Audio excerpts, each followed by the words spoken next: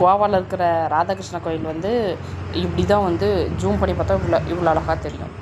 இப்படி தான் சாமி கும்பிடுவாங்க. நான் லைனில் நின்று பார்க்குறதுக்கும் அப்படியே சூப்பராக மினுப்பாக இருக்கும். நல்லாவே இருக்குது, அழகாக இருக்குது. இன்னும் கொஞ்சம் கிட்ட யாருன்னா பார்க்கணுன்னாலும் பார்த்துக்கோங்க.